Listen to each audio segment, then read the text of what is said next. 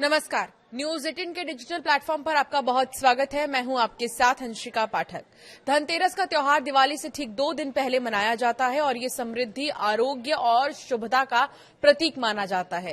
इस दिन लोग सोना, चांदी, बर्तन और बहुत सारी मूल्यवान वस्तुएं खरीदते हैं क्योंकि माना जाता है कि धनतेरस पर खरीदी गई चीज घर में लक्ष्मी का आगमन कराती है। लेकिन क्या आप ये जानते हैं कि इस दिन धनिया के बीज खरीदने की परंपरा भी उतनी ही शुभ मानी जाती है। ये परंपरा पीढ़ियों से चली आ रही है और इसके पीछे एक गहरा धार्मिक और सांकेतिक महत्व भी छिपा हुआ है। अब आप ये सोच रहे होंगे, वैसे तो स्टील के बर्तन खरीदना या फिर चांदी का कोई सामान खरीदना या फिर चांदी का सिक्का खरीदना या फिर चांदी की मूर्तियां खरीदना बहुत शुभ माना जाता है। लेकिन कई बार ऐसा होता है कि आप जो है ये सारे सामान नहीं खरीद पाते हैं, तो आप एक छोटी सी चीज घर पर अगर लेकर आ जाएंगे तो ज्योतिष आचार्यों का ये मानना है कि आपके घर में पूरे साल पैसों की बारिश होगी। कहा यह भी जाता है, मान्यता ये भी है कि अगर आप झाड़ू इस दिन खरीदते हैं तो बहुत ज्यादा इसे शुभ के तौर पर देखा जाता है। घर गृहस्थी के लिए काफी ज्यादा ये शुभ माना जाता है। ज्योतिष आचार्य ये कहते हैं कि हिंदू मान्यताओं के अनुसार धनतेरस के दिन भगवान धनवंतरी समुद्र मंथन से अमृत कलश लेकर प्रकट हुए थे, इसलिए इस दिन स्वास्थ्य और संपत्ति की कामना की जाती है। इसी दिन घरों में धनिया के बीज खरीदने की परंपरा इसीलिए भी है क्योंकि धनिया शब्द में धन शामिल है। ये प्रतीकात्मक रूप से धन और समृद्धि का संकेत देता है।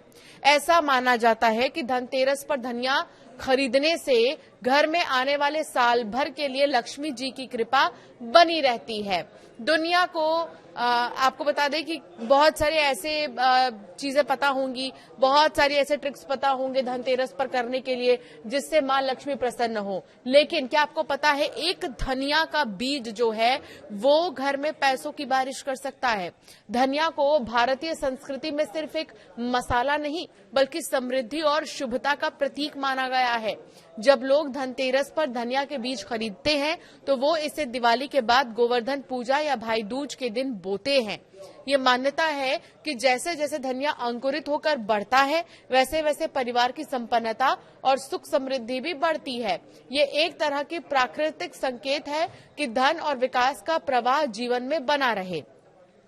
कई लोग ये भी मानते हैं कि धनिया के बीज खरीदना आने वाले साल के लिए धन के बीज बोने जैसा ही है। जब दिवाली के दौरान लक्ष्मी जी की पूजा होती है तो पूजा के बाद धनिया के बीज घर में रखे जाते हैं और उनका उपयोग अगली फसल या व्यापार के आरंभ में किया जाता है। व्यापारी वर्ग के लोग विशेष रूप से धनिया के बीज खरीदते हैं और अपने जो है खातों में नए लेन देन की शुरुआत करते हैं। इसे नया लेखा जोखा भी आरंभ करने का शुभ संकेत माना जाता है। तो चलिए, आपने ये तो जान लिया कि क्या करना चाहिए, लेकिन आइए आपको बताते हैं क्या नहीं करना चाहिए। तो अगर आप स्टील के बर्तन नहीं खरीद पा रहे, झाड़ू नहीं खरीद पा रहे हैं, चांदी का कोई सामान नहीं खरीद पा रहे हैं धनतेरस के दिन और आपके पास समय नहीं है, तो धनिया का बीज आप जरूर खरीदिए इस दिन। और धनिया का बीज खरीदकर धनिया के बीज को आप जो है मिट्टी में डालिए भी। उसी दिन पूजा करने के बाद धनतेरस वाली जो पूजा होती है, खास पूजा जिसकी बहुत मान्यता होती है, उस पूजा को करने के बाद जरूर उस धनिया के बीज को मिट्टी में डालिए क्योंकि इससे कहा जाता है, क्योंकि धनिया अपने आप में एक जो है बहुत ही मजबूत शब्द है। इस धनिया शब्द में ही धन छिपा हुआ है। ऐसे में जो धन के देवता हैं कुबेर जी, वो बहुत ज्यादा प्रसन्न होते हैं। तो कुछ ऐसी भी चीजें हैं जो आपको नहीं करनी चाहिए। धन त्रयोदशी की तिथि बहुत खास मानी जाती है। इस दिन माता लक्ष्मी और कुबेर जी की पूजा की जाती है।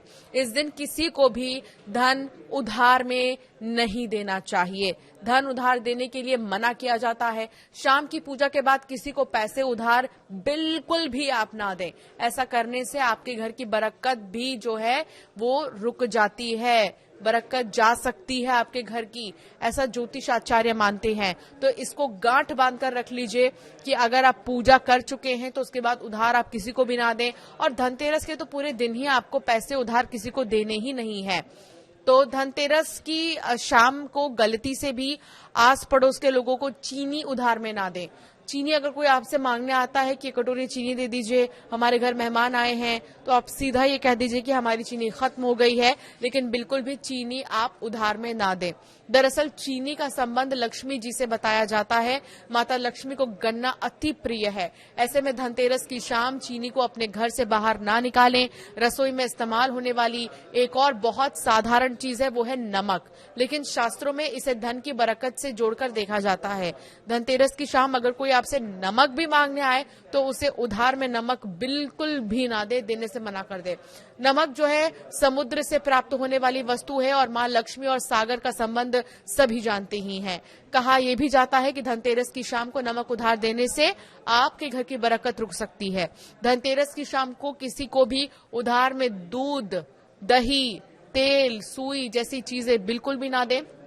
इतना ही नहीं, ये चीजें आपको खुद भी किसी और से नहीं मांगनी चाहिए। ज्योतिषाचार्य का ये कहना है कि ऐसा करने से आपके ग्रहों की चाल बिगड़ सकती है, जिसका आपको बहुत बड़ा खामियाजा उठाना पड़ सकता है। तो धनतेरस के दिन क्या करें क्या ना करें, ये जानना बहुत जरूरी है। पूजा को विधि विधान से करें। पूजा करने का विशेष महत्व होता है।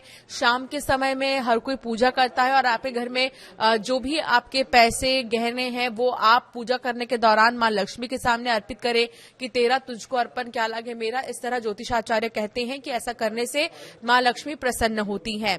सबसे बड़ी बात यह है कि कई लोग जो है ये सोचते हैं कि हम अगर कोई मेहमान आया है या फिर किसी के घर कोई मेहमान आते भी हैं तो फिर अगर आप पड़ोसी से कुछ भी लेते हैं या कुछ भी देते हैं तो ये आपके लिए बहुत खतरनाक साबित होता है। आपके ग्रहों की चाल ये बदल सकता है। लेकिन धनिया का बीज आप लेना बिल्कुल भी ना भूलें, क्योंकि ज्योतिषाचार्यों का ये मानना है कि धनिया का बीज धनतेरस के दिन खरीदना बहुत बहुत ज्यादा शुभ है।